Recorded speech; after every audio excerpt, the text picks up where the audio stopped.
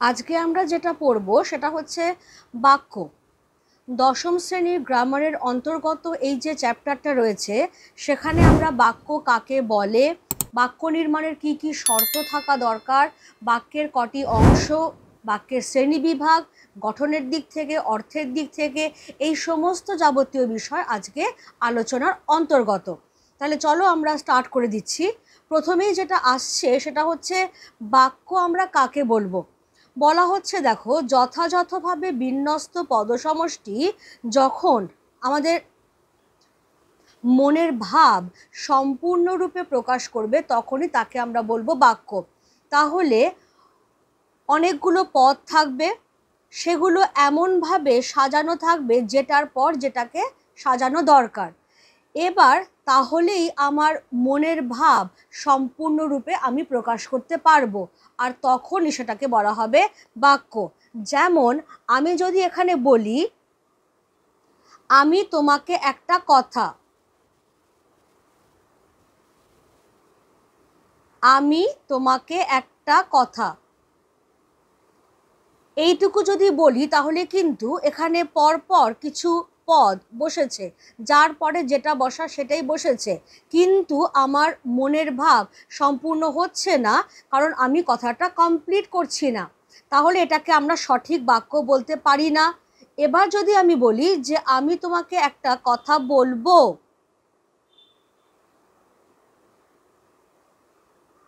আমি তোমাকে একটা কথা বলবো, তাহলেই সেটা একটা অর্থ, বা বলা ভালো আমার মনের ভাব, আমি কি বলতে চাইছি সেটা সম্পূর্ণরূপে প্রকাশিত হচ্ছে। সুতরাং এইটা একটা যথাযথ বাক্য হতে পারলো। এবার কথা প্রসঙ্গে জানিয়ে রাখি, এখানে যদিও আমাদের ডেফিনেশনে আমরা বলেছি যে পদ সমষ্টি দরকার, অর্থাৎ অনেকগুলো পদ দরকার একটা বাক্য তৈরি করতে হলে, কিন্তু এটাও তোমরা জানো, আমাদের দৈনন্দিন জীবন থেকে আমরা জানি যে একটা পদেরও কিন্তু বাক্য হতে পারে। তাহলে এখানে আমি যদি বলি যে একটি পদের বাক্য, কিরকম? ধরো আমি কাউকে বললাম খাও, তাহলে এই যে খাও কথাটা, এটাই কিন্তু আমার মনের ভাব সম্পূর্ণরূপে প্রকাশ করছে। অর্থাৎ আমি কাউকে খেতে বলছি, পুরোটা বললাম না যে তুমি ভাত খাও, দরকার হচ্ছে না, ভাতটা তার সামনেই আছে, তাকে আমি বললাম খাও। বা ধরো আমি বললাম যাব, আমাকে কেউ বললো হয়তো যে আজ বিকেলে সভায় যাবে, আমি এক কথা সেরে দিলাম যাব। তাহলে এই যে খাও, যাব, সবকটাই দেখো একটা পদ দিয়ে তৈরি হয়েছে। সুতরাং জেনারেলি বাক্য তৈরি করতে গেলে অনেকগুলো পদ দরকার হয়, কিন্তু একটা পদেরও বাক্য হতে পারে। এবারে আমাদের সেকেন্ড যে টপিকটাতে আমরা যাচ্ছি সেটা হলো যে একটা যথাযথ বাক্য তৈরি করতে হলে কতগুলো শর্ত মানা দরকার। কি কি শর্ত, কি কি কন্ডিশন আমাদের মানতে হবে? একটা হলো যোগ্যতা, একটা আকাঙ্ক্ষা, বানানটা আমি সবাইকে একটু দেখতে বলবো, উময় ক্ষিয় আকার। আরেকটা হচ্ছে আসত্তি। আসত্তি কথাটার অর্থ খুব চাওয়া হয়, আসত্তি মানে হচ্ছে নৈকট্য, অর্থাৎ কিনা কাছাকাছি। তাহলে এই তিনটে শর্ত একসঙ্গে পূরণ করলে তবে সেটা একটা যথাযথ বাক্য হতে পারবে। এবারে চলে এসে তাহলে আমরা একটা একটা করে যাই যে যোগ্যতা বলতে কি বোঝানো হচ্ছে।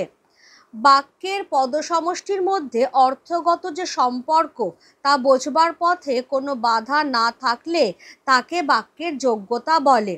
একটু শুনতে হয়তো খটোমটো লাগছে, খটোমটোর কিছু নেই। অর্থাৎ একটা বাক্য, ধরো তুমি এমন একটা বাক্য শুনলে যেটা ব্যাকরণগত দিক থেকে সম্পূর্ণ ঠিক আছে, কোনো ভুল নেই, কিন্তু তার মধ্যে বাস্তব সত্যতার অভাব রয়েছে, এটা বাস্তবে ঘটে না, তখন সেখানে আমরা বলবো যোগ্যতা নামক শর্তের অভাব রয়েছে। কিরকম? তাহলে আমি এখানে বলেই দিলাম যেখানে আমাদের মেন যেটা দেখার সেটা হচ্ছে বাস্তব সত্যতার অভাব থাকবে, তাহলেই সেটাকে আমরা বলবো যে এটা একটা যোগ্যতাহীন বাক্য। যেমন আমি যদি বলি যে মাছগুলি রাস্তায় মহানন্দে সাঁতার কাটছে। এটা শুনে অনেকেরই নিশ্চয়ই খুব হাসি পাচ্ছে, কারণ হাসি পাবার মতোই একটা সেন্টেন্স। খেয়াল করো, এখানে কিন্তু ব্যাকরণগত দিক থেকে বাক্যটাতে কোনো ভুল নেই, একদম কারেক্ট, কিন্তু তাও এটা একটা সঠিক বাক্য হতে পারলো না বলে আমি ক্রস দিয়ে দিলাম। শুধু একটা ওয়ার্ড পাল্টাবো, একটা ওয়ার্ড। মাছগুলি জলে মহানন্দে সাঁতার কাটছে। এবার কিন্তু দেখবে তোমাদের আর হাসি পেল না, কারণ এটাই হয়, এটাই বাস্তবে আমরা জানি, বাস্তব সত্যতা এখানে রক্ষিত হয়েছে। তাহলে এখানে যোগ্যতা নামক শর্তটা পূরণ হলো, তাই এটা সঠিক বাক্য, তাই আমি এটাকে টিক মার্ক করে দিলাম। এবার এসো আমাদের পরবর্তী যে শর্তটা আছে, পরবর্তী যে শর্তটা আছে সেটা হলো আকাঙ্ক্ষা। আকাঙ্ক্ষাতে কি বলা হচ্ছে, কোনো পদ বা পদসমষ্টি যদি বাক্যের অর্থের সম্পূর্ণতা সাধন করতে পারে, অন্য কোনো পদ বা পদসমষ্টির অপেক্ষা করতে না হয়, তাহলে সেই পদ বা পদসমষ্টি দ্বারা গঠিত বাক্য আকাঙ্ক্ষার শর্ত পূরণ করেছে বলা হয়। খুব বিশাল লাগলো না ডেফিনেশনটা? এক্সাম্পল দিলেই বুঝতে পারবে যে একদমই কঠিন নয়। ধরো আমি বললাম, রিনি মন্দিরে গিয়ে, বলে চুপ করে গেলাম। তুমি অর্থ বুঝতে পারবে? তাহলে অর্থ সম্পূর্ণতার বোধ তৈরি হলো না। তাহলে অর্থ সম্পূর্ণতার বোধ তৈরি করতে হলে আমাকে আরো কিছু পদের সঙ্গে যোগ করতে হবে। অ্যাজ ফর এক্সাম্পল আমি যদি বলি, রিনি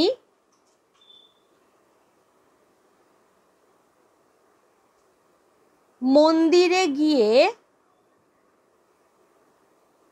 পুজো দিল, তাহলে এইখানটাতে গিয়ে কিন্তু একটা অর্থ সম্পূর্ণতা তৈরি হলো, মনের ভাব সম্পূর্ণরূপে প্রকাশ পেল, তখনই আমরা বললাম আকাঙ্ক্ষার শর্তটা পূরণ হলো।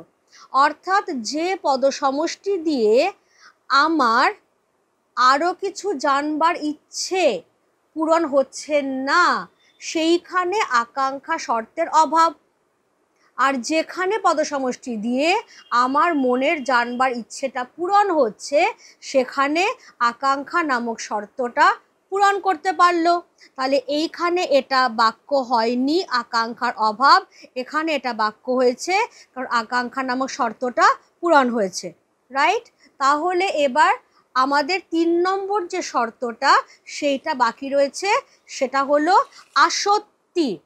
আসক্তি কথাটার অর্থ কিন্তু আমি অলরেডি বলে দিয়েছি, সেটা হলো নৈকট্য বা কাছাকাছি। এবারে তাহলে চট করে দেখে নেওয়া যাক যে আসক্তির ডেফিনেশনে কি বলা হয়েছে। বাক্যের পরস্পর সম্পর্কিত পদগুলিকে যথাসম্ভব কাছাকাছি রাখার নামই হচ্ছে আসক্তি। খেয়াল রেখো, আসক্তি কথার মানে হচ্ছে নৈকট্য, কাছাকাছি রাখা। তাহলে যার সঙ্গে যার সম্পর্ক আছে সেই পদগুলোকে তাদের কাছাকাছি রাখাটাই হচ্ছে আসক্তি। যদি সেটা না হয় তাহলে আসক্তির অভাব, তাহলে সেটা বাক্য হবে না। যেমন আমি যদি বলি রবীন্দ্রনাথের নোবেল, ধর আমি লিখছি কথাটা, রবীন্দ্রনাথের নোবেল বিশ্বকবি চুরি গেছে। আবারও নিশ্চয়ই সবার হাসি পাচ্ছে, কারণ এটার কোনো মানেই দাঁড়ায়নি। ওয়ার্ডগুলোকে আমি এলোমেলো করে দিয়েছি, জাম্বল ওয়ার্ডস হয়ে গেছে। এবার যদি আমি এটাকে সাজাই, কার সঙ্গে কার কানেকশন আছে, বিশ্বকবিটা সববার আগে চলে আসবে রবীন্দ্রনাথের অ্যাডজেক্টিভ হিসেবে। তাহলে বিশ্বকবি রবীন্দ্রনাথের নোবেল চুরি গেছে, এইভাবে বললেই তো এটার একটা সেন্স তৈরি হয়। বিশ্বকবি রবীন্দ্রনাথের নোবেল চুরি গেছে। তাহলে আগেরটাতে যেটা হচ্ছিল, শব্দগুলোকে আমি এলোমেলোভাবে দিয়েছিলাম, যার সঙ্গে যার কানেকশন আছে তাদের পাশাপাশি না রেখে। সেই জন্যই এখানে আসক্তির অভাব ছিল, এটা বাক্য হয়নি। আর এখানে যার সঙ্গে যার কানেকশন আছে পাশাপাশি রেখেছি, কাছাকাছি রেখেছি, তাই এখানে আসক্তির অভাবটা পূর্ণ হয়েছে। সেই জন্যই এটা একটা সঠিক বাক্য হয়ে গেল। আর একটা সেট নেব, এই এক্সাম্পলটারই একটা সেট নেব। খাঁটি গরুর দুধ পান করলাম, হামেশাই বলে থাকি আমরা এটা, খাঁটি গরুর দুধ পান করলাম। আমি এখানে বলেই দিলাম যে এখানে আসক্তি নামক শর্তের অভাব হয়েছে, যে খাঁটি গরুর দুধ পান করলাম। এবার তোমরা যারা ভিডিওটা দেখছো তারা আমাকে সঠিক উত্তরটা একটু কমেন্টে জানাবে, যে তাহলে আসক্তির শর্তটা কিভাবে পূরণ হতে পারে, গন্ডগোলটা কোথায় হয়ে আছে। আমি কিন্তু এটার আনসার দিয়ে দিলাম না। ঠিক আছে, এবারে তাহলে চলে এসো আমার নেক্সট সেগমেন্টে আমি যাব, সেটা হচ্ছে যে বাক্যের কটা অংশ কি কি। একটা সাধারণ বাক্যের দুটো অংশ, একটা হচ্ছে উদ্দেশ্য আর একটা হলো বিধেয়। কাকে বলে উদ্দেশ্য? এগুলো ছোটবেলাকার পড়া, কিন্তু ছোটবেলাকার পড়া অধিকাংশ জনেরই, আমাদের যেটা এক্সপিরিয়েন্স বলে যে অধিকাংশ জনেরই একদম পুরোপুরি ভুলে বসে আছে। তো সেই জন্যই আবার পুরনো পড়ায় ফিরতে হচ্ছে। উদ্দেশ্য বিধেয় কাকে বলে না, বাক্যে যাকে উদ্দেশ্য করে কিছু বলা হয় তাকেই বলা হয় উদ্দেশ্য। আর উদ্দেশ্য সম্বন্ধে আমি যা কিছু বলছি তাকেই বলা হয় বিধেয়। এবার ট্রিকটা কি, কিভাবে আমি উদ্দেশ্যটা চিনব? কারণ উদ্দেশ্যটা চিনতে পারলেই বিধেয় কথাটা বার করা কোনো ব্যাপারই নয়। তাহলে কি করে আমি উদ্দেশ্য চিনব?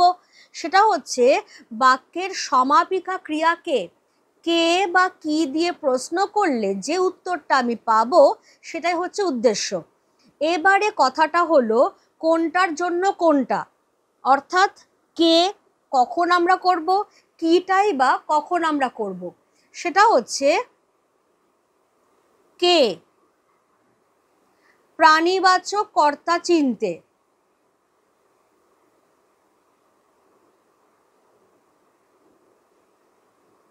আর অবভিয়াসলি কি অপ্রাণীবাচক কর্তা চিনতে।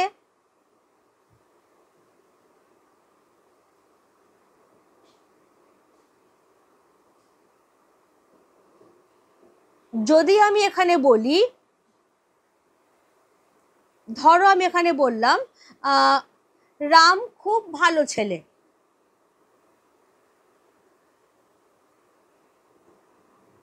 রাম খুব ভালো ছেলে। এখানে কিন্তু সমাপিকা ক্রিয়াটা উহ্য আছে, অর্থাৎ বি ভার্ব যেটা, তাহলে এই যে হয় বা হলো, এটাই হচ্ছে সেই বি ভার্ব, এটা এখানে উহ্য আছে। এবং এটাকে যদি আমি এবার কে দিয়ে কোয়েশ্চেন করি যে কে খুব ভালো ছেলে, তাহলে সেটা উত্তর আসবে রাম। তাহলে রামটা এখানে হয়ে যাচ্ছে আমার উদ্দেশ্য। এবার রাম যে উদ্দেশ্য পেয়ে গেলাম, উদ্দেশ্য সম্পর্কে বাকি যা কিছু বলা হচ্ছে এই এন্টায়ার পোর্শনটা হয়ে গেল বিধেয়। এবারে যেটা বলেছিলাম যে অপ্রাণীবাচক কর্তা চিনতে, অপ্রাণীবাচক কর্তা যদি আমি বলি যে খাতাখানা টেবিলের ওপরেই পড়ে আছে, কেমন? ধরো আমি এখানে লিখছি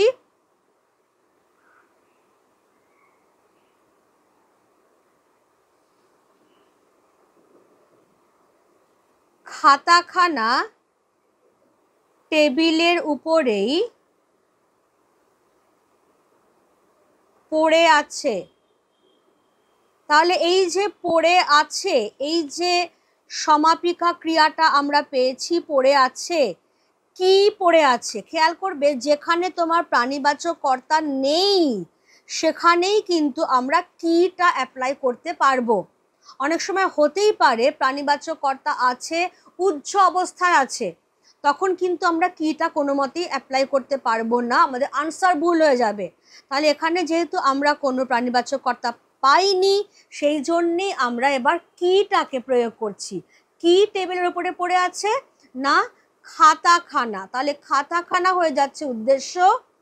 এবার যেই উদ্দেশ্যটা পেয়ে গেলাম বাকি অংশটা পুরো হয়ে যাচ্ছে বিধেয়। এই হচ্ছে আমার বাক্যের দুটো অংশ, একটা উদ্দেশ্য একটা বিধেয়। এবারে আমরা যেটা পরীক্ষায় ভীষণভাবে আসে যে উদ্দেশ্য বিধেয় নির্ণয় করো, সেই রকম কিছু স্যাম্পল নিয়ে আমরা বসেছি যে কিভাবে আমরা খুব সহজে উদ্দেশ্য বিধেয় নির্ণয় করতে পারবো। তাহলে ইনস্ট্রাকশন কি রয়েছে দেখো, উদ্দেশ্য বিধেয় নির্ণয় করো।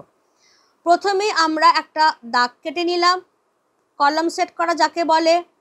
বাঁ দিকে আমরা করে নিলাম উদ্দেশ্য আর ডান দিকে আমরা করে নিলাম বিধেয়। হলো। এবারে প্রথম সেন্টেন্সটা দেখো, প্রথম সেন্টেন্সটায় কি আছে, সেটা হচ্ছে যে গঙ্গা ভারতের বৃহত্তম নদী।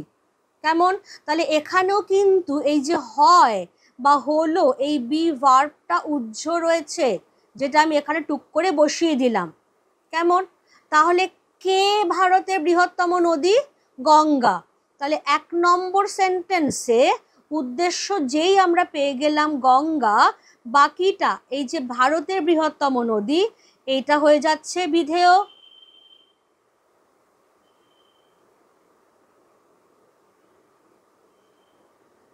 এবারে এসো 2 নম্বর। 2 নম্বরে কি আছে, তাহলে 1 নম্বর ডান। 2 নম্বরে কি আছে, রমেন পড়াশোনায় খুব ভালো।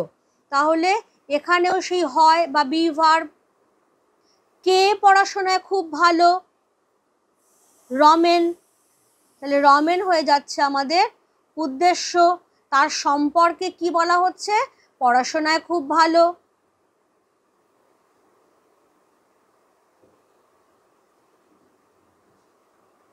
বিধেয় হয়ে গেল, ডান। 3 নম্বরটাতে এসো, খাতাগুলি গুছিয়ে রাখো। এটা দেখি অনেকে একবারে হাই হাই করতে করতে যেটা করে সেটা হচ্ছে যে খাতাগুলি উদ্দেশ্য, গুছিয়ে রাখো বিধেয়। একদমই কিন্তু নয়, কারণ ক্রিয়াপদটা খেয়াল করো, রাখো। রাখো ক্রিয়াপদ কোন পুরুষের সঙ্গে যুক্ত? মধ্যম পুরুষ। মধ্যম পুরুষের তুমি বা বহুবচনে তোমরা।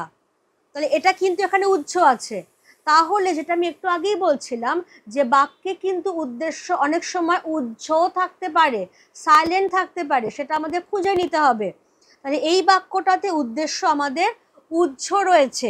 এবার উজ্জ রয়েছে সেটা আমরা কি করে বোঝাবো? উইদিন ব্র্যাকেটে রাখবো। তুমি, কেউ তুমিও করতে পারো, আবার কেউ যদি তোমরা করে তার আনসারও ভুল হবে না। শুধু ব্র্যাকেটে রাখা নিয়ে কথা, এইটা বোঝাবার জন্য যে বাক্যে এটা উজ্জ রয়েছে। তাহলে বাকি পুরোটা কিন্তু বিধেয়, যে তুমি খাতাগুলি গুছিয়ে রাখো। তুমিটা উদ্দেশ্য বেরিয়ে গেল, বিধেয় হচ্ছে খাতাগুলি গুছিয়ে রাখো। এবার 4 নম্বর সেন্টেন্সে এসো। 4 নম্বর সেন্টেন্সে কি বলা হচ্ছে দেখো, বাড়ির পাশেই ছিল একটা নদী। খুব ভালো করে খেয়াল করো তো যে এখানে কার সম্পর্কে বলা হচ্ছে। এখানে কিন্তু একটা অপ্রাণীবাচক কর্তা সম্পর্কে বলা হচ্ছে যে কি ছিল, একটা নদী। তাহলে আমরা উদ্দেশ্যটা পেয়ে গেছি, একটা নদী। এবার তার সম্পর্কে কি বলা হচ্ছে, বাড়ির পাশেই ছিল।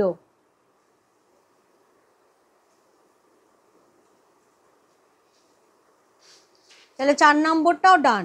তাহলে এখান থেকে যদি আমরা একটা সাম আপ করি জিনিসটার, তাহলে উদ্দেশ্য, ফার্স্ট পয়েন্ট হচ্ছে উদ্দেশ্য বাক্যের যে কোনো জায়গাতেই থাকতে পারে, বাক্যের প্রথমে বা মাঝখানে বা শেষে। নাম্বার 2, বাক্যে উদ্দেশ্য থাকতেও পারে আবার উজ্জ অবস্থাতেও থাকতে পারে। কেমন? আর নাম্বার 3, উদ্দেশ্য সেটা প্রাণীবাচকও হতে পারে অপ্রাণীবাচকও হতে পারে। আমাদেরকে আগে দেখে নিতে হবে প্রাণীবাচক আছে কি না। যদি প্রাণীবাচক না থাকে তাহলেই কিন্তু আমরা সমাপিকা ক্রিয়াকে কি দিয়ে কোয়েশ্চেন করব, আদারওয়াইজ আমার আনসার কিন্তু ভুল হতে বাধ্য। হয়ে গেল।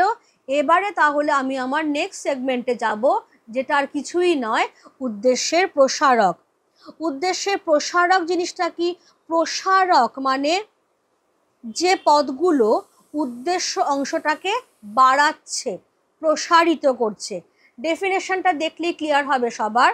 যে পদ বা পদসমষ্টি মূল উদ্দেশ্য পদের বিশেষণ বা বিশেষণ স্থানীয় পদ হিসেবে ব্যবহৃত হয় তাকে বা তাদেরকে উদ্দেশ্যের প্রসারক বলে।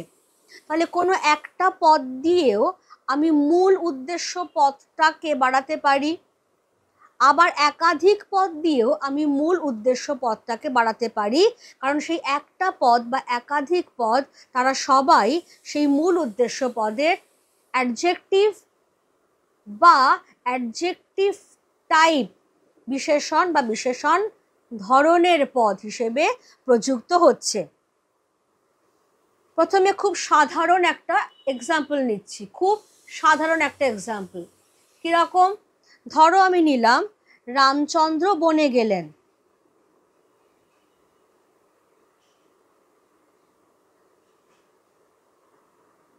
কে বনে গেলেন? রামচন্দ্র। তাহলে উদ্দেশ্য পদ পেয়ে গেলাম। এবার আমি উদ্দেশ্য অংশটাকে বাড়াবো। প্রথমে একটা পদ দিয়ে বাড়াবার চেষ্টা করি, সেটা হচ্ছে পিতৃভক্ত রামচন্দ্র বনে গেলেন।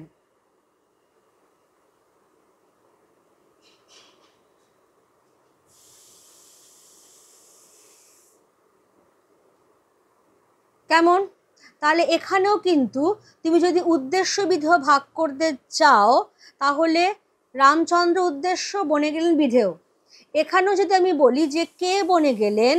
পিতৃভক্ত রামচন্দ্র, তাহলে এখানেও কিন্তু উদ্দেশ্য, শুধু এক্সটেন্ডেড পোর্শন। এবারে আমাকে যদি বলা হয় একাধিক পদ দিয়ে প্রসারিত করো, তাহলে আমি কি করতে পারি? দশরথের জ্যেষ্ঠ পুত্র পিতৃভক্ত রামচন্দ্র বনে গেলেন।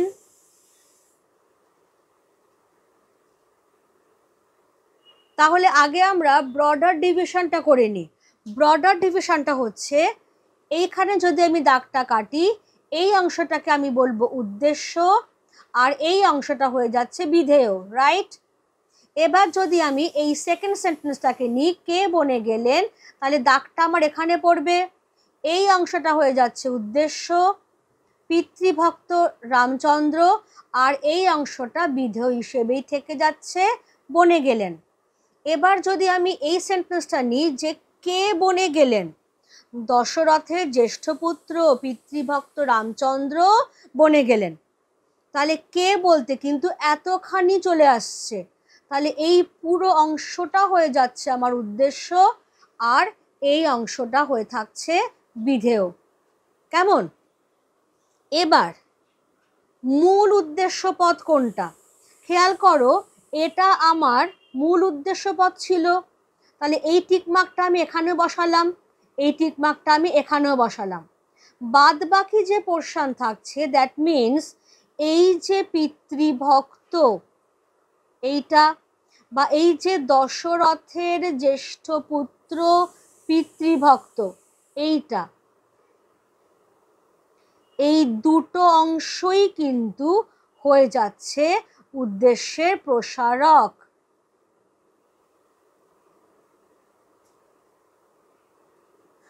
কারণ মূল উদ্দেশ্য পদ কিন্তু আমার ব্লু টিক মার্ক করে দেওয়াই রয়েছে। ঠিক আছে, ক্লিয়ার হলো?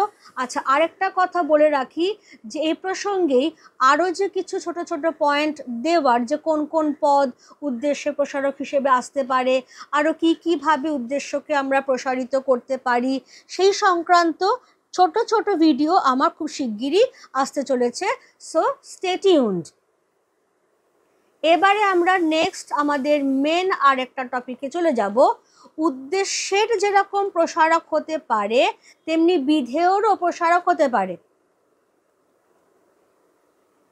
কেমন? এখানে তাহলে চট করে দেখে নাও যে কি বলা হয়েছে বিধেয়ের প্রসারক। প্রথমেই যেটা আমাদের মাথায় রাখতে হবে যে বিধেয় অংশের মূল পদ হচ্ছে সমাপিকা ক্রিয়াটা, যাকে আধুনিক ভাষায় আমরা বলছি বিধেয় ক্রিয়া। তাহলে বিধেয়র প্রসারক বলতে বিধেয় ক্রিয়ার প্রসারক।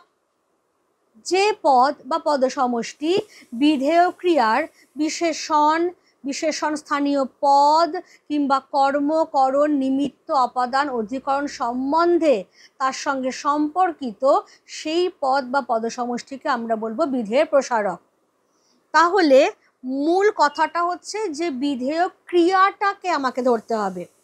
সেই বিধেয় ক্রিয়াটাকে যে যে পদ দিয়ে আমি বিশেষিত করছি বা তার সঙ্গে করণ সম্পর্কিত পদ, অধিকরণ সম্পর্কিত পদ আনছি, সেই অংশটাকে বলা হবে বিধেয়র প্রসারক। খুব সহজ সহজ এক্সাম্পল নিয়ে আলোচনা করলে জিনিসটা খেয়াল থাকে ছেলে মেয়েদের। যেমন আমি যদি বলি ঘোড়াটি ছুটছে,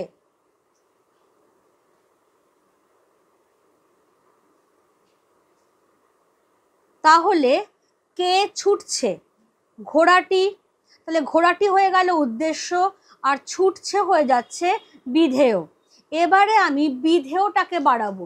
ধরে নাও উদ্দেশ্য অংশটাকে আমি কনস্ট্যান্ট রাখছি, ওটাকে আমি বাড়াবো না। তাহলে ঘোড়াটি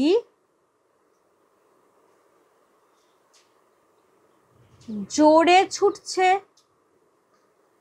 তাহলে যেই জোরে কথাটা আমি ব্যবহার করলাম সেটা কিন্তু অ্যাকচুয়ালি এই ছুটছে ক্রিয়াটার বিশেষণ, অর্থাৎ ক্রিয়া বিশেষণ, কিন্তু সেটা দিয়েই দেখো বিধেয় অংশটা বেড়ে গেছে। এইটা একটা। আবার যদি আমি বলি, তাহলে এখানে আমরা একটা ভাগ করে নিতেই পারি এই অংশটাকে। সেটা হচ্ছে এই জায়গাটা হয়ে গেল আমার উদ্দেশ্য, এই জায়গাটা হয়ে গেল আমার বিধেয়,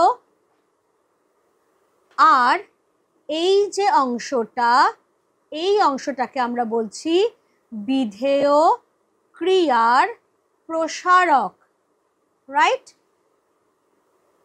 কারণ এটা বিধেয় ক্রিয়াটাকে প্রসারিত করেছে।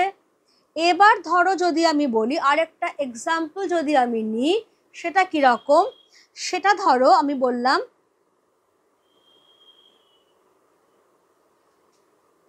পেয়ারাটা কাটো।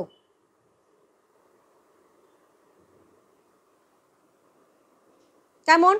এবার আমি যদি বলি যে পেয়ারাটা ছুরি দিয়ে কাটো,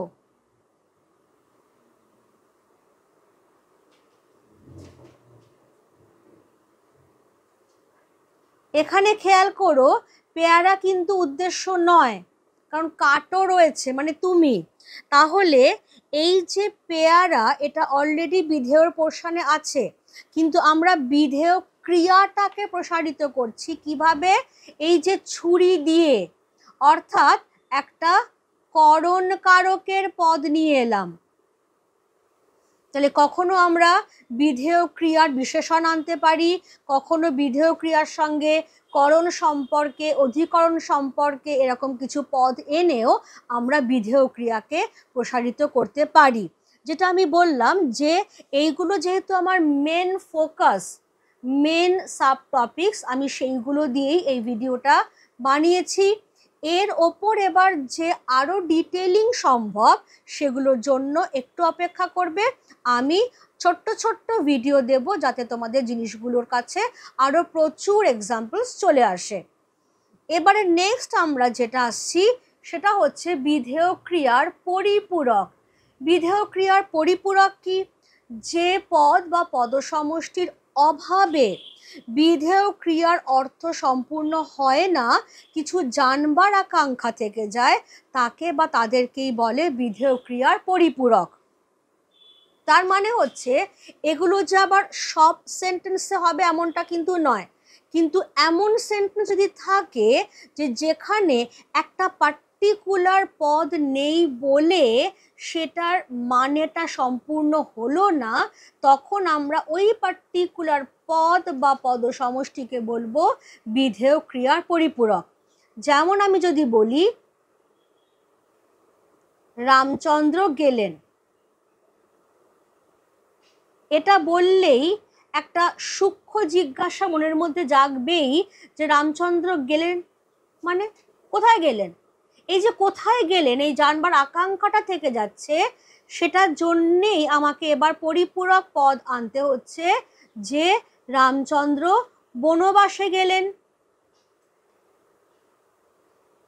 তাহলে এই যে বনবাসে গেলেন কথাটা, এই বনবাসে এটাই হচ্ছে আমার বিধেয় ক্রিয়ার পরিপূরক, যেটা ছাড়া অর্থটা অসম্পূর্ণ ছিল। এবার তাহলে চট করে আমরা একটু বুঝে নেব যে এক্ষুনি আমরা বিধেয় ক্রিয়ার প্রসারক নিয়েও আলোচনা করেছি, আবার পরিপূরক নিয়েও আলোচনা করলাম। দুটোর মধ্যে কি তফাৎ আছে? ডেফিনেটলি আছে। দুটোর মধ্যে তফাৎটা হচ্ছে এই যে প্রসারক সেটার ওপরে কিন্তু অর্থ সম্পূর্ণতা নির্ভর করে না। কেমন? whereas পরিপূরক তার ওপরে কিন্তু অর্থ সম্পূর্ণতা নির্ভর করে।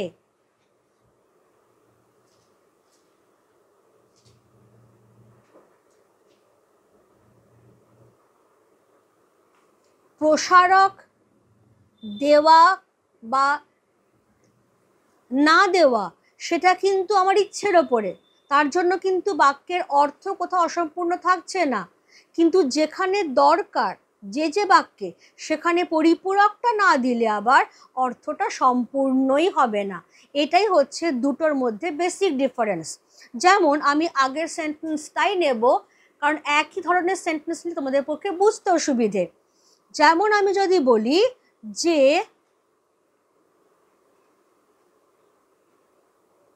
রামচন্দ্র বনবাসে গেলেন,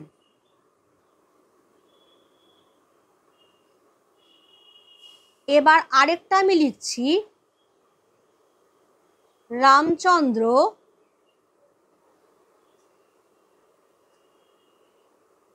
পিতৃসত্য পালনের জন্য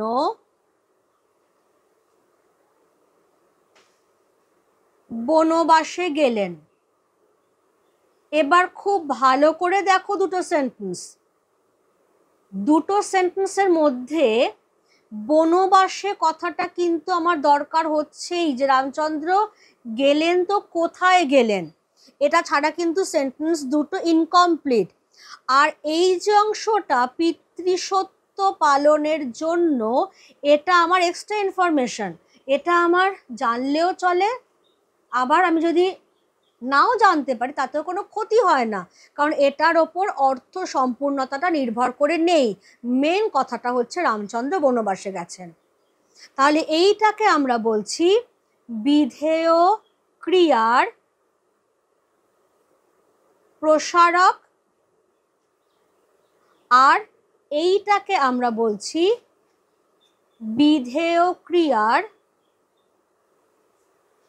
পরিপূরক।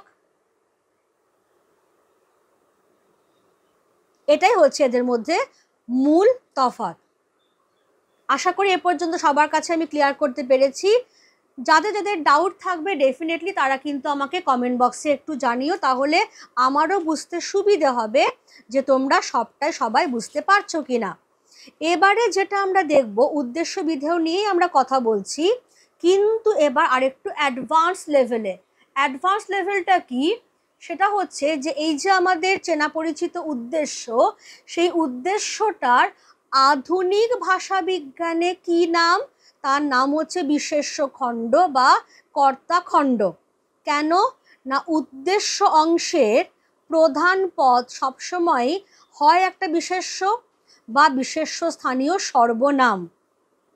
এবার যেহেতু মূল পদ একটা বিশেষ্য বা বিশেষ্য স্থানীয় সর্বনাম, তাকে কেন্দ্র করেই প্রসারকের পদগুলো জোট বাঁধছে, সেই জন্য আধুনিক ভাষা বিজ্ঞানে উদ্দেশ্য যে অংশটা, সেইটাকে বলা হচ্ছে বিশেষ্য খণ্ড বা কর্তা খণ্ড।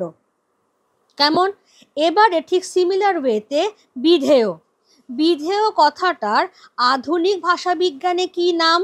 ক্রিয়াখণ্ড। অনেকেই আন্দাজ করতে পারছো কেন, আমি দিয়েও দিয়েছি। বিধেয় অংশের মূল পদটা হলো বিধেয় ক্রিয়া, রাইট? তাহলে বিধেয় অংশের মূল যে পদ সেটা হচ্ছে বিধেয় ক্রিয়া, এবং তাকে নানাভাবে সাহায্য করতেই কখনো প্রসারক রূপে, কখনো পরিপূরক রূপে এক বা একাধিক পদ এসে হাজির হয়। সুতরাং যে অংশের যেটা মূল পদ সেই নামটা ধরেই আধুনিক ভাষাবিজ্ঞানে তাদের নামকরণ করা হয়েছে। হলো, এবারে নেক্সট চলে এসো আমাদের ক্রিয়া বিশেষণ খণ্ড। ক্রিয়া বিশেষণ খণ্ডটা কি ব্যাপার সেটা একটুখানি আমরা চট করে দেখে নেব। দুটো পয়েন্ট আমি এখানে দিয়ে দিয়েছি। ক্রিয়া বিশেষণ খণ্ড আকাশ থেকে পড়া কোনো জিনিস নয়, এটা ক্রিয়াখণ্ডেরই একটা অংশ। তাহলে হোল যে ক্রিয়াখণ্ড তার একটা অংশ হচ্ছে ক্রিয়া বিশেষণ খণ্ড। আর এই ক্রিয়া বিশেষণ খণ্ডের যে পদগুলো সেগুলো কি করবে, তারা একসঙ্গে মিলে বিধেয় ক্রিয়াটাকে বিশেষিত করবে। আমি যেটা বললাম, যতক্ষণ না এক্সাম্পল দিয়ে আমরা বুঝছি ততক্ষণ একটু তো শক্ত লাগেই জিনিসটা, আমি অস্বীকার করছি না। তাহলে চলো স্ট্রেট অ্যাওয়ে আমরা এক্সাম্পলে যাই। যে কোনো একটা নাম নিলাম, গীতা। গীতা স্কুলে যাবার সময়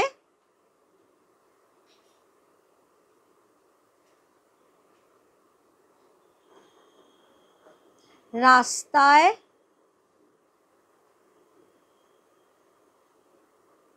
অসাবধানে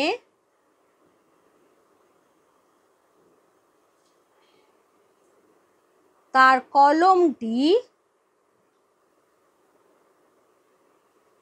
হারিয়ে ফেলেছে। তোমরা ভাবছো বোধহয় যা একটা কলম হারিয়ে ফেললো পুরো। এবারে তাহলে আগে ব্রডার সেন্সে উদ্দেশ্য বিধেয় ভাগ করে নাও। কে হারিয়ে ফেলেছে? গীতা। তাহলে আমি গীতাকে আগেই পুরোপুরি একদম সাইড লাইন করে দিলাম, কারণ গীতা হচ্ছে উদ্দেশ্য, এটাকে নিয়ে আমাদের এখন কোনো দরকার নেই, সাইডে সরে গেল। এবার বাকি পুরো অংশটা বিধেয়। আধুনিক ভাষাবিজ্ঞানে যার নাম হচ্ছে, বলো কি নাম আধুনিক ভাষাবিজ্ঞানে যার নাম হচ্ছে ক্রিয়াখণ্ড।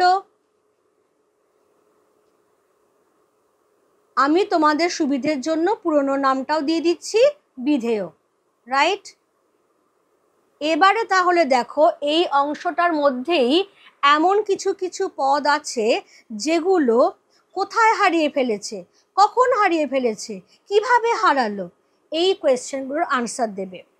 তাহলে এই অংশটাকে নাও। কখন হারিয়েছে? স্কুলে যাবার সময়। তাহলে কখন। কোথায় হারিয়েছে? রাস্তায়। তাহলে এখানে কোথায় দিয়ে কোয়েশ্চেন হচ্ছে। কিভাবে হারালো? অসাবধানে। তাহলে এখানে কিভাবে। তাহলে এই যে এতগুলো পদ, এরা সবাই মিলে এই ক্রিয়াটা কিভাবে ঘটেছে, কখন ঘটেছে, কোথায় ঘটেছে সেইটা বিশেষিত করছে। তাহলে যে পদগুলো ক্রিয়াপদকে বিশেষিত করে তাকেই আমরা বলি ক্রিয়া বিশেষণ। তাহলে এই টোটাল পোর্শনটা, অর্থাৎ এইখান থেকে শুরু করে এই পর্যন্ত যে অংশটা, সেই অংশটাকে আমরা বলছি ক্রিয়া বিশেষণ খণ্ড।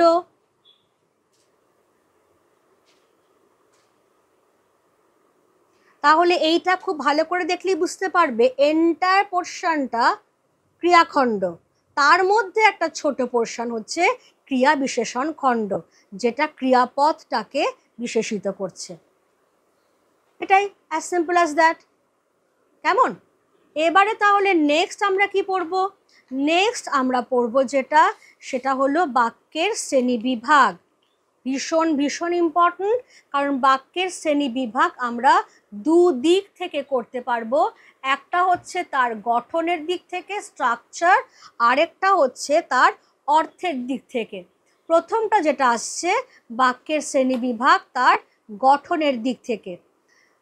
ব্রডার ডিভিশন খুব ইম্পর্টেন্ট, যেটা খেয়াল রাখতে হবে, এক সমাপিকা ক্রিয়াযুক্ত বাক্য, অর্থাৎ যে বাক্যে একটাই সমাপিকা ক্রিয়া আছে, অর্থাৎ সরল বাক্য। আর সেকেন্ডটা হচ্ছে একাধিক, মানে একের বেশি সমাপিকা ক্রিয়াযুক্ত বাক্য, যেটাকে আমরা আবার তিনটে ভাগে ভাগ করতে পারছি: যৌগিক বাক্য, জটিল বাক্য আর মিশ্র বাক্য। তাহলে অ্যাজ আ হোল যদি আমরা বলি যে গঠনগত দিক থেকে বাক্য কয় প্রকার, গঠনগত দিক থেকে বাক্য হচ্ছে 4 প্রকার। কেমন, কি কি 4 প্রকার? সরল বাক্য, যৌগিক বাক্য, জটিল বাক্য আর কিনা মিশ্র বাক্য, এই 4টে। এবারে একটা একটা করে আমরা যাব। সেটা হচ্ছে যে সরল বাক্য। সরল বাক্যের বৈশিষ্ট্য কি? যে বাক্যে একটি মাত্র সমাপিকা ক্রিয়া থাকে তাকে সরল বাক্য বলে। তাহলে এবার সেখানে এক বা একাধিক অসমাপিকা ক্রিয়া তুমি পেতেও পারো, নাও পেতে পারো, সেটা ফ্যাক্টর না, কিন্তু মেন ফ্যাক্টর হচ্ছে সমাপিকা ক্রিয়া একটাই থাকবে। ধরো ছোট্ট বাক্য দেখলাম, অমনি সেটা হয়ে গেল সরল বাক্য, আর বিশাল বড় একটা বাক্য দেখলাম, অমনি সেটা চোখ বন্ধ করে জটিল বাক্য বা মিশ্র বাক্য করলাম। এই রকম বোকামিটা করলে কিন্তু হবে না, আমাকে মাথা খাটিয়ে দেখতে হবে যে সমাপিকা ক্রিয়া কটা আছে। আমি পরপর কয়েকটা সেন্টেন্স নিই। যেমন ধরো আমার 1 নম্বর সেন্টেন্স, ছেলেটি পড়ছে।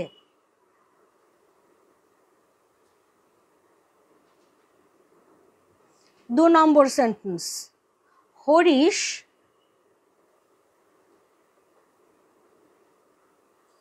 বাড়ি গিয়ে ভাত খেয়ে একটু ঘুমোলো।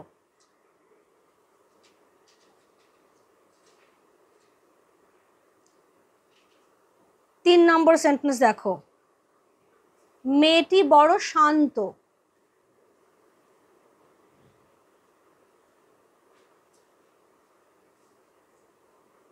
4 নম্বর সেন্টেন্স দেখো, এখানে বসুন।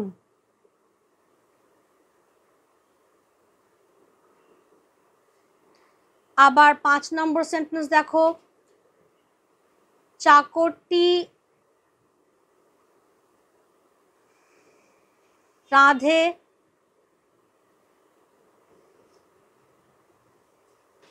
এইটা। আবার 6 নম্বর সেন্টেন্সটা দেখো, রাম ও শ্যাম ফুটবল খেলছে।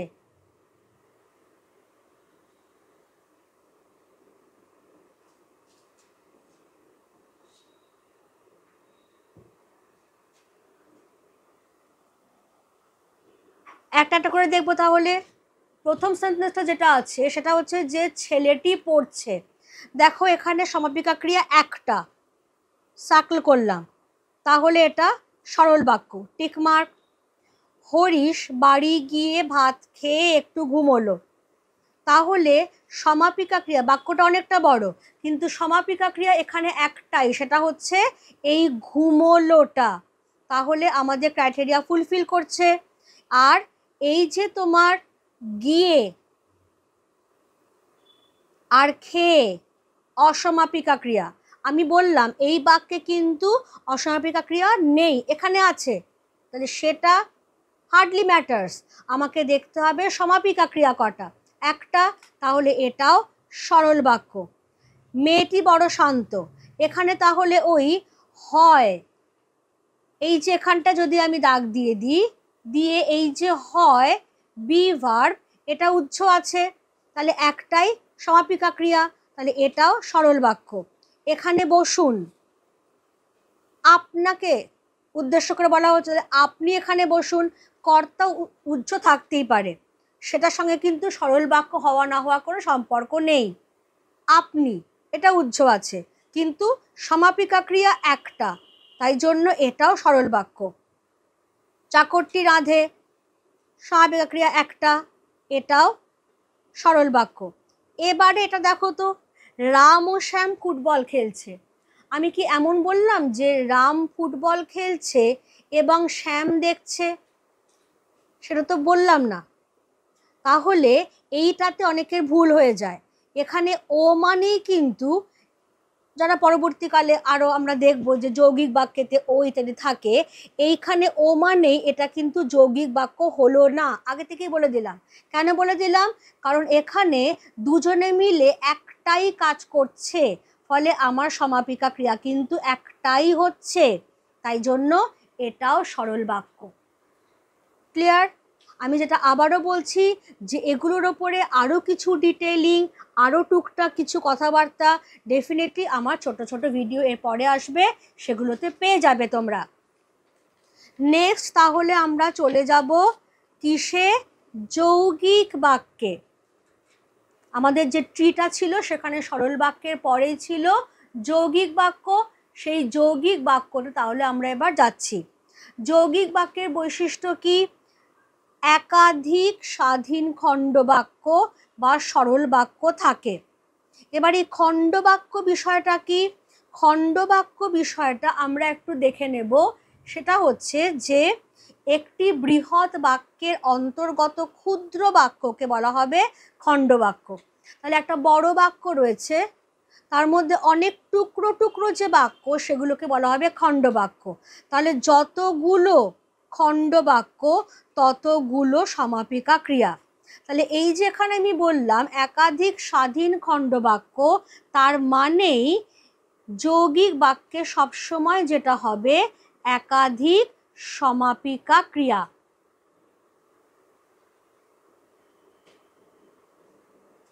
এইখানেই সরল বাক্যের সঙ্গে তার মেন তফাৎ। সরল বাক্যে সমাপিকা ক্রিয়া একটা, যৌগিক বাক্যে মোর দ্যান ওয়ান। এবারে এই যে যৌগিক বাক্যের স্বাধীন খণ্ড বাক্যগুলো, এরা কি করবে? এরা পরস্পরের সঙ্গে সংযোজক, বিয়োজক, সংকোচক, ব্যতিরেকত্ব বিভিন্ন রকমের যোজক অব্যয় দ্বারা যুক্ত থাকবে। ব্র্যাকেটে একটু করে নাও, অনেক সময় যোজক অব্যয় নাও থাকতে পারে।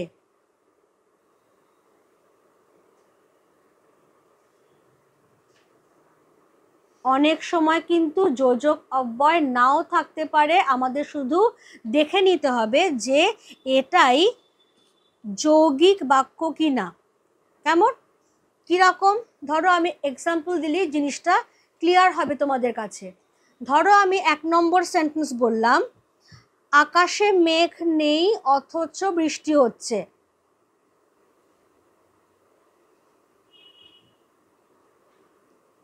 শরৎকালে দেখবে প্রায় এরকম জিনিসটা ঘটে যে মেঘ নেই অথচ বৃষ্টি হচ্ছে। খেয়াল করো, এখানে আমি দুটো সমাপিকা ক্রিয়া পেয়ে গেছি, এটা একটা, এইটা একটা। তাহলে এই দুটো হচ্ছে খণ্ড বাক্য। আমি ভেঙে দিলাম, এইখানে দাগ দিলাম আকাশে মেঘ নেই, এইখানে দাগ দিলাম বৃষ্টি হচ্ছে। এবার এই যে দুটো খণ্ড বাক্য, কেউ কিন্তু অর্থ সম্পূর্ণতার জন্য কারোর ওপর নির্ভর করে নেই, তাহলে এরা পরস্পর স্বাধীন। তাহলে যেখানেই আমরা একাধিক স্বাধীন খণ্ডবাক্য পাচ্ছি, সেটাই হয়ে যাচ্ছে যৌগিক বাক্য। এবার তাহলে এখানে এই যৌগিক বাক্যের স্বাধীন খণ্ডবাক্যগুলো একটা যোজক অব্যয় দিয়ে যুক্ত হয়ে আছে, রাইট? এবারে আমার সেকেন্ড সেন্টেন্স কি? মন দিয়ে পড়ো,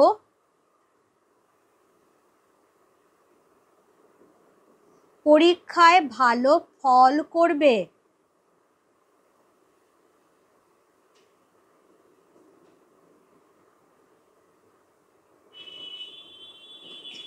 এবার দেখো, এখানেও সমাপিকা ক্রিয়া এইটা, পড়ো আর করবে। তাহলে একাধিক সমাপিকা ক্রিয়া পেয়ে গেলাম, মানে একাধিক খণ্ডবাক্য। এবার দেখতে হবে সেগুলো স্বাধীন না পরাধীন। মন দিয়ে পড়ো, একটা অর্থ কিন্তু কমপ্লিট হয়ে গেল, দাগ টেনে দিতে পারছি। পরীক্ষায় ভালো ফল করবে, অর্থ কমপ্লিট হয়ে গেল, ফলে কেউ কারোর ওপর ডিপেন্ড করে নেই, তার মানে এটা যৌগিক বাক্য। কিন্তু এখানে কোনো যোজক অব্যয় নেই, সেই যোজক অব্যয়ের কাজটা চালাচ্ছে এই যে কমাটা আমরা দিয়েছি, সেই কমাটা যোজক অব্যয়ের কাজ চালাচ্ছে। হয়ে গেল। এবারে নেক্সট তাহলে চলে এসো জটিল বাক্য। জটিল বাক্যতে কি বলা হচ্ছে, এই বাক্যে একটি স্বাধীন বা প্রধান খণ্ডবাক্য থাকবে তো বটেই, তার আশ্রয়ে এক বা একাধিক পরাধীন বা অপ্রধান খণ্ডবাক্য থাকবে। তাহলে যেই খণ্ডবাক্যের কথাটা চলে আসছে, স্বাধীন পরাধীন যাই হোক না কেন, অনেকগুলি খণ্ডবাক্য, তার মানে এখানেও একাধিক সমাপিকা ক্রিয়া হলো। এবারে যেটা বলা হচ্ছে যে পরাধীন খণ্ডবাক্য স্বাধীন খণ্ডবাক্যের সঙ্গে বিশেষ্য বিশেষণ ক্রিয়া বিশেষণ অর্থাৎ noun clause, adjective clause, adverb clause, যেগুলো তোমরা ইংলিশে পড়েছো এখানেও ঠিক একই জিনিস, কিন্তু এখানে আমি সেগুলো দেব না, কারণ এগুলো এই গ্রস আইডিয়ার জন্য অতটা আমার দরকার নেই। এখানে আমি মেন কথাগুলোই দেব, এগুলোর জন্য আবার আলাদা করে আমার ছোট ছোট ভিডিও আসবে। এখানে আমরা যেটা এবার দেখব সেটা হচ্ছে যে জটিল বাক্যের কিছু এক্সাম্পল আমি দেখব। কীরকম? ধরো আমি যদি বলি, যদিও আকাশে মেঘ নেই,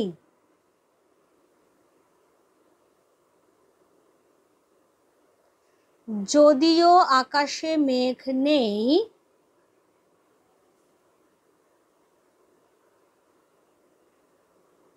তবুও বৃষ্টি হচ্ছে।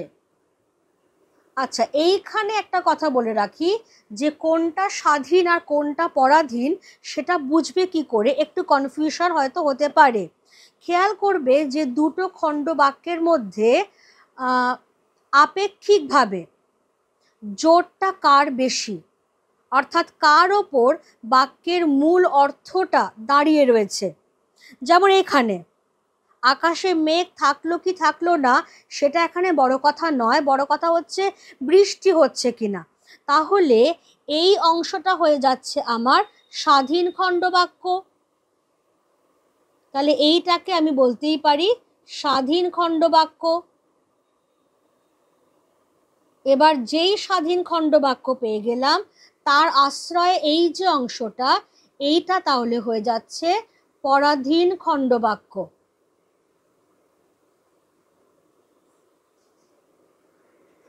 কেমন? কারণ এটা আমার মেন, বৃষ্টি হওয়া না হওয়াটা। আরেকটা সেন্টেন্স ধরো আমি যদি বলি, যেই স্টেশনে পৌঁছলাম অমনি ট্রেন ছেড়ে দিল।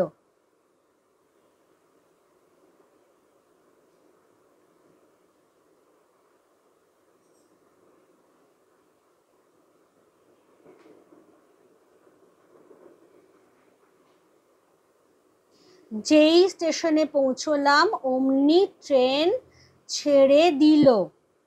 খেয়াল করো, তোমরা এতক্ষণে বুঝতে পেরে গেছো অবভিয়াসলি যে এখানে কিন্তু আমার স্টেশনে টাইমলি পৌঁছানো না পৌঁছানোর থেকেও ট্রেন ছেড়ে দেওয়াটা এটাই কিন্তু বড় ব্যাপার।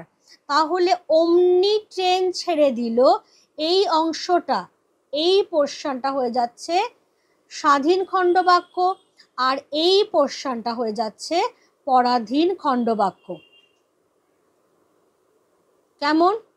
এবারে তাহলে জটিল বাক্য চেনবার ট্রিক কি, কিভাবে চিনব? হয়তো আমি স্বাধীন পরাধীন খণ্ডবাক্য অতটা বুঝে উঠতে পারছি না, তাহলে চিনবটা কিভাবে? আমি এইভাবে চিনতে পারি যে এখানে সবসময় পেয়ার ওয়ার্ড থাকবে, তাদেরকে আমরা সাপেক্ষ সর্বনাম, যে সে যারা তারা, বা নিত্য সম্বন্ধী অব্যয় যেমন তেমন যত তত যদিও তবুও, এই রকম পেয়ার দেখলেই বুঝতে পারবে যে সেটা জটিল বাক্য। কেমন? এবারে নেক্সট চলে এসো মিশ্র বাক্য। সেক্ষেত্রে আবার কি, নামটা থেকেই পরিষ্কার, আমি এখানে দিয়েও দিয়েছি যেটা, সেটা হচ্ছে মিশ্র উপাদানে গঠিত, তাই দেখে বলা হচ্ছে মিশ্র বাক্য। যেমন কি কি মিশ্র উপাদান? সরলের সঙ্গে যৌগিক হতে পারে, যৌগিকের সঙ্গে যৌগিক, যৌগিক জটিল, সরল জটিল, জটিল জটিল, এই রকম বিভিন্ন মিশ্র উপাদান থাকতে পারে। যেমন আমি জাস্ট দুটো নিয়েছি, আরও অনেক টাইপ আছে, আমি আবারও বলছি এইগুলোর ওপরে আলাদা করে আমি ছোট্ট ছোট্ট ভিডিও বানিয়ে দিয়ে দেব, যেগুলো থেকে তোমরা এইগুলোর ওপর আবার স্পেশালাইজড কিছু জিনিস পেয়ে যাবে। এখানে তাহলে প্রথমটা আমি নিয়েছি সরল প্লাস জটিল, অর্থাৎ সরল বাক্যের সঙ্গে জটিল বাক্যের সংমিশ্রণ ঘটছে। কিরকম? ইন্দ্র বলল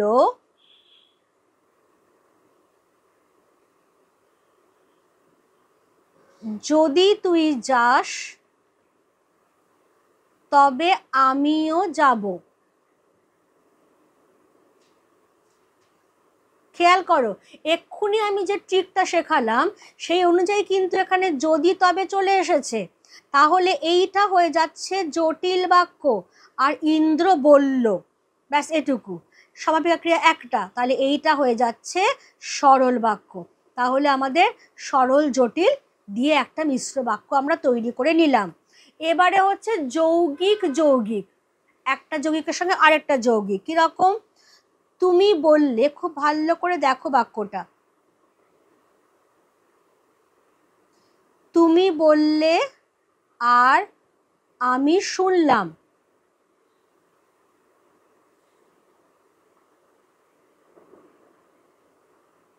কিন্তু পরে স্যার আসবেন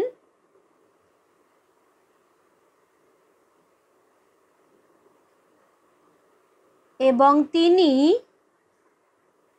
সিদ্ধান্ত নেবেন।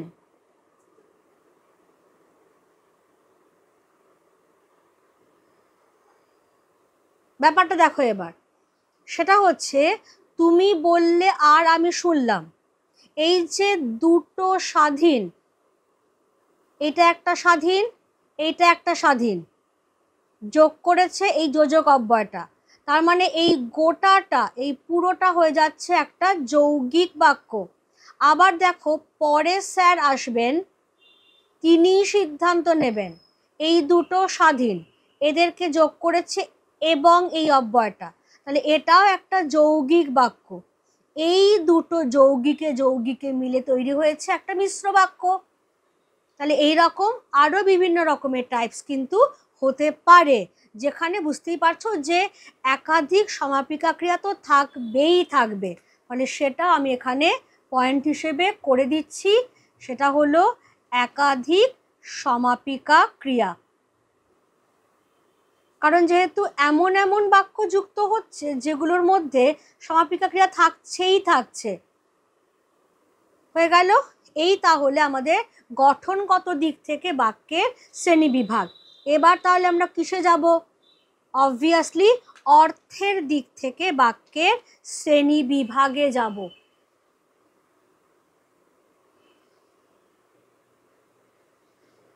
এটা একটা ফুল ট্রিটা দেখে একদম ভয় পাবার কিছু নেই, কারণ আমরা ছোট ছোট করে কাজকর্ম করতে করতেই যাব, একসঙ্গে সবটা দেখছি না, যেটুকু যেটুকু পড়াবো সেটুকুই দেখব। তাহলে বাক্যের অর্থগত শ্রেণীবিভাগ টোটাল 7টা হচ্ছে, 7। প্রথমটা কি আসছে দেখো, নির্দেশক বা বর্ণনাত্মক। এই টার্মটাই সবচেয়ে বেশি চলে। কি মানে এটার? নির্দেশক বাক্য দেখে অনেকেই যেটা ভাবে যে এখানে বোধহয় কোনো কিছু আদেশ করা হচ্ছে। এখানে কিন্তু কোনো কিছু আদেশ করা হচ্ছে না, বরং কোনো বক্তব্য বা ঘটনা সাধারণভাবে বিবৃত করা হয়, জাস্ট স্টেটমেন্ট, যে কি ঘটেছে বা কি ঘটেনি। এবার এই যে ঘটেছে বা ঘটেনি সেই দিক থেকে দেখতে গেলে নির্দেশক বাক্যের আবার দুটো ছোট ছোট ভাগ সম্ভব। একটা হচ্ছে ইতিবাচক বা হ্যাঁবাচক বা অস্তর্থক, আরেকটা হচ্ছে নেতিবাচক বা নাবাচক বা নঙর্থক। এইখানটা কোনো ঘটনা বিষয় হ্যাঁ বোঝাবে আর এইখানটা কোনো ঘটনা বিষয় না বোঝাবে। যেমন আমি যদি বলি যে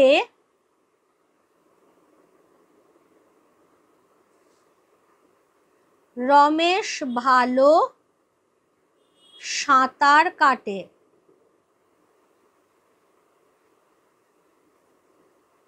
তাহলে এখানে একটা হ্যাঁ বাচকতা এলো, যে হ্যাঁ স্বীকৃতি দেওয়া হলো যে সে ভালো সাঁতার কাটে। আর এখানে যদি আমি বলি যে গৌরব আজ স্কুলে যায়নি, তাহলে এখানে চলে এলো না বাচকতা, যে আজকে গৌরব স্কুলে যায়নি, কিন্তু দুটোই একটা সাধারণ স্টেটমেন্টই খালি দিচ্ছে, এর বেশি আর কিচ্ছু তারা করছে না। কেমন? এবারে চলে এসো আমার যে পরের ভাগটা কি? প্রশ্নবাচক, অর্থাৎ কিছু জানার ইচ্ছায় যেখানে প্রশ্ন করা হয়। যেমন ধরো আমি বললাম, তুমি কি খেয়েছো? বানানটা খেয়াল করবে কি, এর যখন হ্যাঁ বা নাতে উত্তর আছে তখন কিন্তু কয় রস্বই হয়। তাহলে এখানেও আমি জানতে চাইছি যে তুমি আদৌ খেয়েছো কি না। আবার ধরো একটা কবিতার লাইন তোমরা ছোটবেলাতে সবাই পড়েও এসেছো, তোমার নাকি মেয়ের বিয়ে।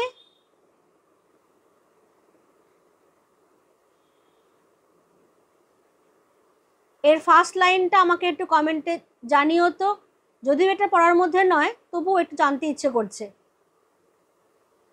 তাহলে এই যে প্রশ্নবাচক কিছু শব্দ চলে আসবে, যেমন এই যে কি কথাটা, এইটা নাকি, এইগুলো দিয়ে তাহলে আমি কিছু জানবার ইচ্ছে প্রশ্ন করছি, তাই জন্য প্রশ্নবাচক বাক্য। এবার 3 নম্বরটাতে এসো। 3 নম্বরটা যেটা রয়েছে সেটা হচ্ছে অনুজ্ঞাসূচক বাক্য, যেখানে কি হয়, শ্রোতাকে কোনো আদেশ, উপদেশ, অনুরোধ, নিষেধ এই ধরনের কিছু জানানো হচ্ছে। যেমন আমি যদি বলি,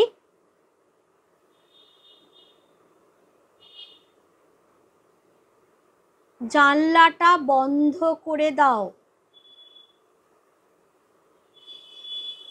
তাহলে এখানে একটা আদেশ চলে এলো। খেয়াল করো এটা বর্তমান কালের জন্য, কিন্তু বর্তমান কালে। আবার যদি বলি মন দিয়ে পড়বে, তাহলে এটা কি বর্তমান কালের জন্য? একদমই নয়, এটা হচ্ছে ভবিষ্যৎ কালের জন্য। তাহলে এখানেও কিন্তু একটা অনুজ্ঞার ভাব রয়েছে। এটা যদি আদেশ হয় তাহলে এটা উপদেশ ধরে নিতে পারো, যে আমি তোমাকে মন দিয়ে পড়বার একটা উপদেশ দিলাম। সুতরাং অনুজ্ঞা সেটা বর্তমান কালের জন্য হতে পারে, ভবিষ্যৎ কালের জন্যও হতে পারে। এবারে চলে আসো নেক্সট যেটা আমাদের রয়েছে, সেটা হচ্ছে যে প্রার্থনা সূচক বা ইচ্ছাবাচক, যেখানে বক্তার কোনো প্রার্থনা বা ইচ্ছা প্রকাশিত হয়। যেমন আমি যদি বলি মহারাজের জয় হোক,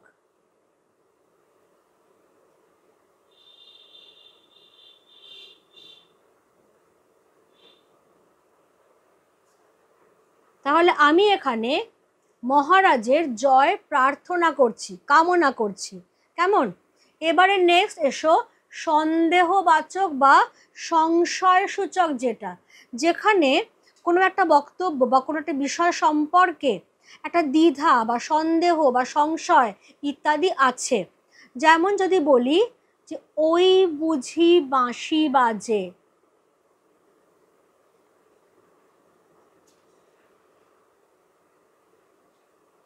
এটা একটা বিখ্যাত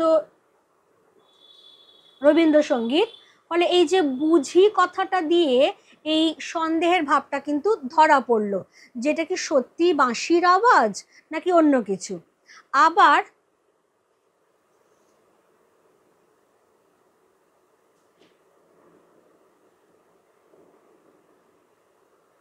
তোমার নাকি মেয়ের বিয়ে,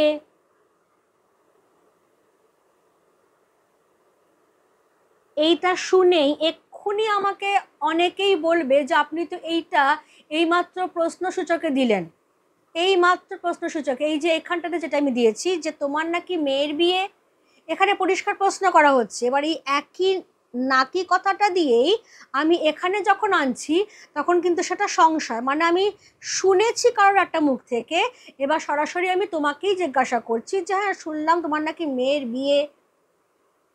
সুতরাং অর্থ বুঝে সবসময় কি জাতীয় বাক্য সেটা ধরতে হবে তোমাকে। আর সন্দেহবাচক বা সংশয়সূচক বাক্য চেনবার উপায় হচ্ছে বুঝি, নাকি, বোধহয়, হয়তো, সম্ভবত, এইরকম কিছু শব্দের ব্যবহার থাকবে যেগুলো সংশয় বা সন্দেহ প্রকাশ করছে। নেক্সট চলে এসো আবেগ সূচক বাক্য। আবেগ সূচক বা বিস্ময়বোধক যে বাক্য আর কিছুই নয়, সেটা হচ্ছে যেখানে বক্তার মনের রাগ, ঘৃণা, দুঃখ, আনন্দ, কোনো না কোনো আবেগ ধরা পড়বে। কত বড় বাঘ, তাহলে একটা বিস্ময়, আর সবসময় কিন্তু একটা বিস্ময় সূচক চিহ্ন থাকবে।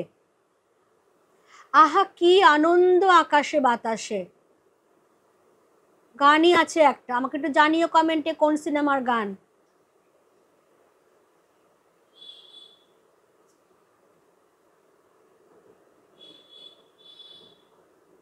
এখানেও একটা বিস্ময়সূচক চিহ্ন, কারণ মনের হর্ষ বা আনন্দ প্রকাশিত হয়েছে। এবারে চলে এসো last but not the least, সেটা হচ্ছে শর্ত সাপেক্ষ বাক্য, যেখানে কোনো কাজের শর্ত বা কারণ উল্লেখ করা হয়। সেটা কিরকম? যেমন আমি যদি বলি যে যদি বৃষ্টি হয় তবে খেলতে যাব না, তাহলে আমার খেলতে যাওয়া না যাওয়াটা নির্ভর করছে বৃষ্টি হওয়া না হওয়ার ওপর। এবার এটাকেই আমি যদি ঘুরিয়ে বলি যে বৃষ্টি হলে খেলতে যাব না,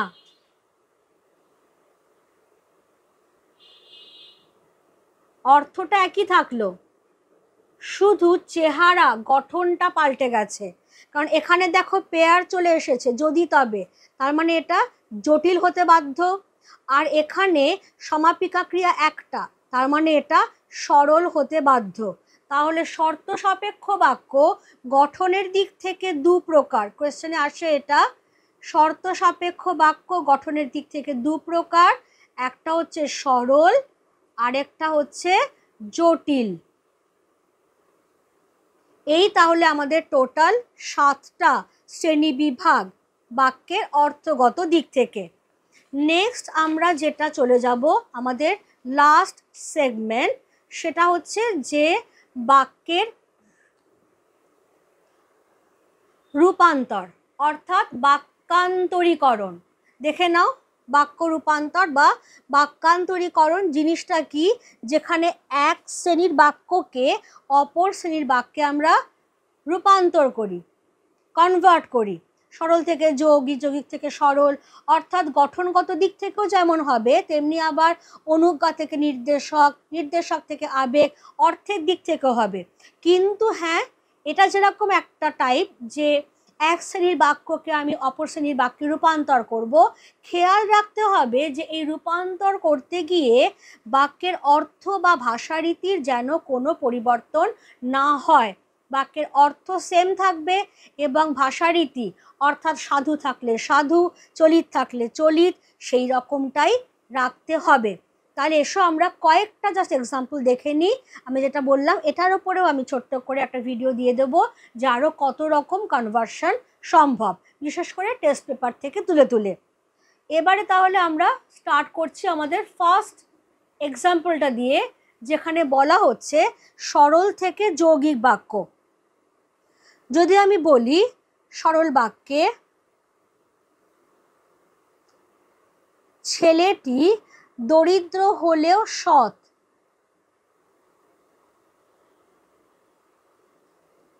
ছেলেটি দরিদ্র হলেও সৎ, এটা সরলে আছে।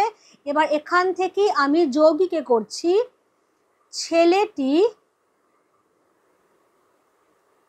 দরিদ্র কিন্তু সৎ।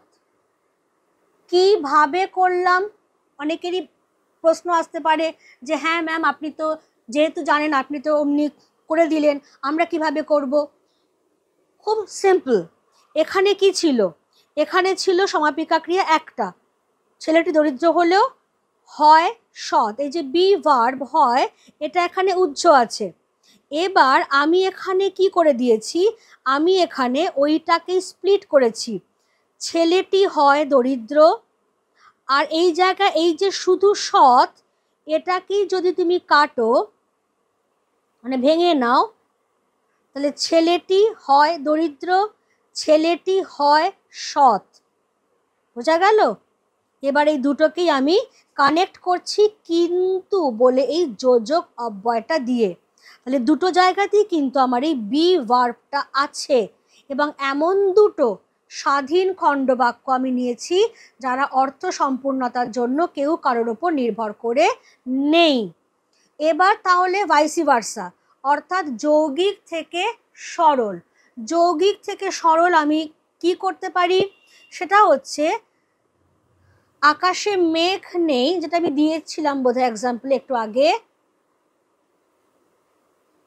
আকাশে মেঘ নেই অথচ বৃষ্টি হচ্ছে। এটা যৌগিক বাক্য, কারণ এই যে বৃষ্টি হচ্ছে এটা একটা স্বাধীন খণ্ডবাক্য, আকাশে মেঘ নেই এটাও একটা স্বাধীন খণ্ডবাক্য। এবার এইখান থেকে আমাকে সরল করতে হবে, অর্থাৎ দুটো সমাপিকা ক্রিয়ার মধ্যে যেটা মেন সেটাকে রাখবো, আর যেটা অপ্রধান সেটাকে আমি অসমাপিকা ক্রিয়াতে পরিণত করব। আমার এখানে প্রধান সমাপিকা ক্রিয়া কিন্তু হচ্ছে, ফলে এটাকে আমি চেঞ্জ করব না, আমি চেঞ্জ করব এই অংশটাকে যেটা আমি আন্ডারলাইন করলাম। তাহলে আমার আনসারটা কি হবে, আকাশে মেঘ না থাকলেও বৃষ্টি হচ্ছে।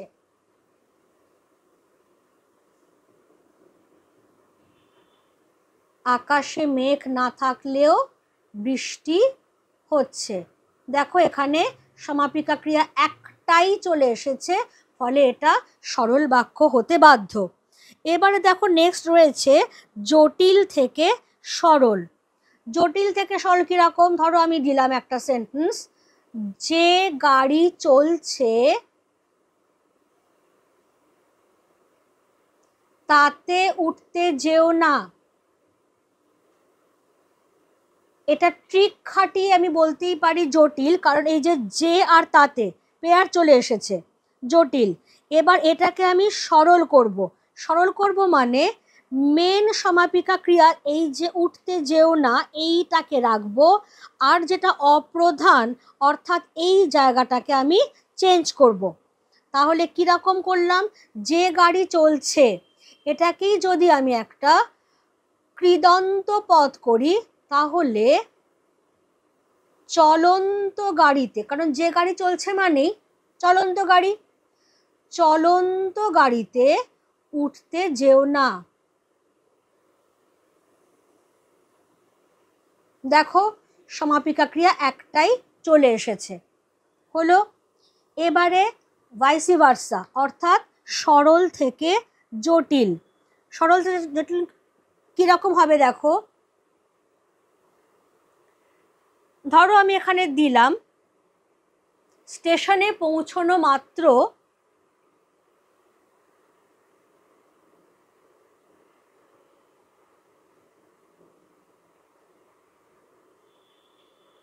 স্টেশনে পৌঁছানো মাত্র ট্রেন ছেড়ে দিল।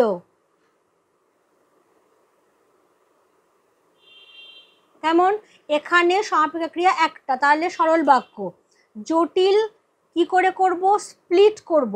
স্প্লিট করব মানেই পেয়ার আনবো, এটার সঙ্গে মিলিয়ে কি পেয়ার আনতে পারি, যেই অমনি। তাহলে যেই স্টেশনে পৌঁছলাম অমনি ট্রেন ছেড়ে দিল।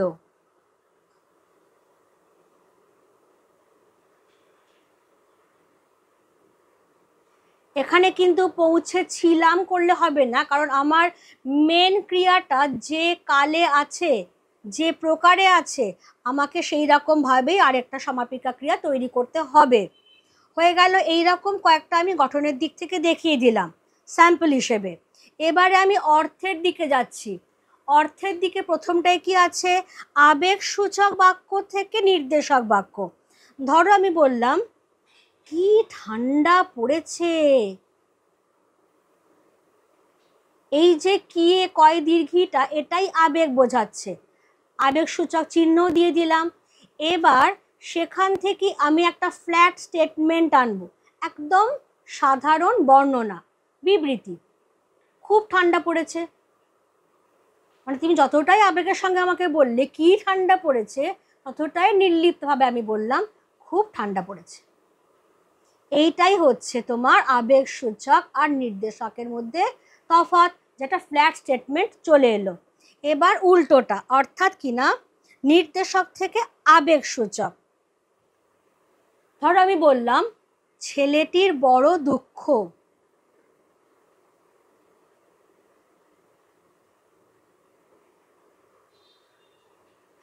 এটা একটা স্টেটমেন্ট। এবার সেইখান থেকেই যদি আমি আবেগ সূচকে আনি, তখন আমি বলতেই পারি আহা ছেলেটির কি দুঃখ।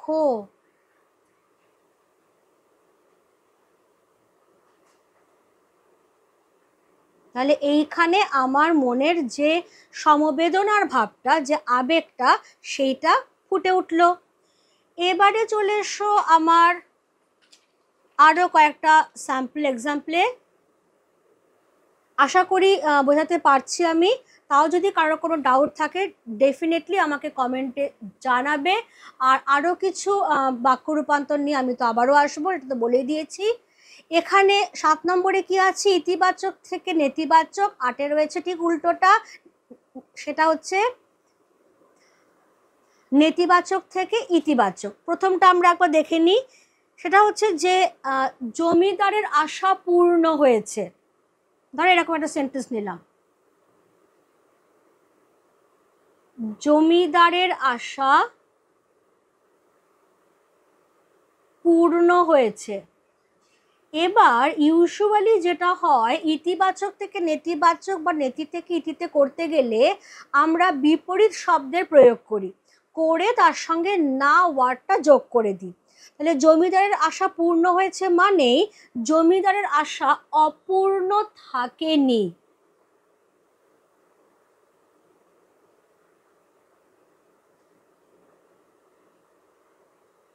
জমিদারের আশা অপূর্ণ থাকেনি। দেখো অর্থ কিন্তু একই রয়েছে, অথচ হ্যাঁ বাচক থেকে না বাচকে চলে এলো। এবারে দেখো ঠিক উল্টোটা। উল্টোটা কিরকম, ধরো আমি বললাম আজকাল কোনো জিনিসই সুলভ নয়। কারণ সত্যি সত্যি এত দাম বেড়ে গেছে চারদিকে। আজকাল কোনো জিনিসই সুলভ নয়। সুলভের অপোজিট হচ্ছে দুর্লভ। তাহলে কোনো জিনিসই সুলভ নয় মানে আজকাল সব জিনিসই দুর্লভ।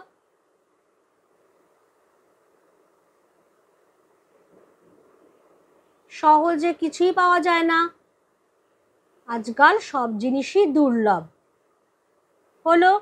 এবারে এসো আমাদের লাস্ট যে টাইপটা নিয়ে আমরা আলোচনা করছি, অনুজ্ঞা থেকে নির্দেশক আর নির্দেশক থেকে অনুজ্ঞা। এখানে যেটা করতে হয়, অনুজ্ঞা মানে কি, কোনো আদেশ, উপদেশ, অনুরোধ। যেমন ধরো আমি যদি বলি এক গ্লাস জল দাও না,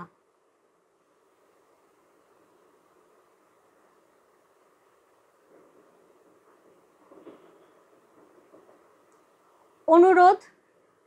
এবার এটাকে যখন তুমি নির্দেশকে করবে, ওই অনুরোধ টার্মটাকেই তোমাকে ইউজ করতে হবে। এক গ্লাস জল দিতে অনুরোধ করছি।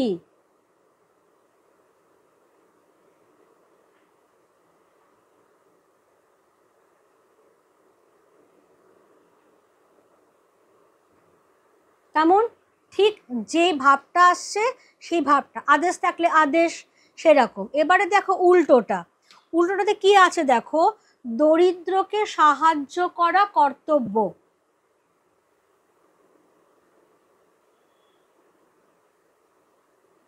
দরিদ্রকে সাহায্য করা কর্তব্য, এটা একটা স্টেটমেন্ট, বিবরণ, বিবৃতি।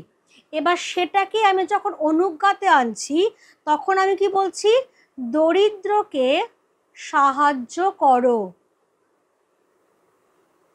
উপদেশের একটা ভাব চলে এলো, এটাই হয়ে যাচ্ছে অনুজ্ঞার ভাব। কেমন? তাহলে এই পর্যন্তই আমার ক্লাস আজকে থাকছে। কারোর কোনো জায়গায় বুঝতে অসুবিধা আছে কি না, কোনো কোয়েশ্চেন আছে কি না, কোনো ডাউট আছে কি না, সেগুলোর জন্য আমার কমেন্ট বক্স ওপেন রয়েছে। যার যা কিছু অসুবিধে, যা কিছু বক্তব্য কমেন্টে জানিও। আর যেখানে যেখানে আমি একটা দুটো কোয়েশ্চেন তোমাদের জন্য রেখেছি সেগুলোর উত্তর দিও। আর ছোট্ট ছোট্ট যে জায়গাগুলো আরেকটু দিলে তোমাদের জন্য ভালো হয় সেগুলো নিয়ে ছোট ছোট ভিডিও আমি ডেফিনেটলি দিয়ে দেব। কাজেই চিন্তা করবার কোনো কারণ নেই। আজকে ক্লাস তাহলে আমি এখানেই রাখছি। Thank you everybody.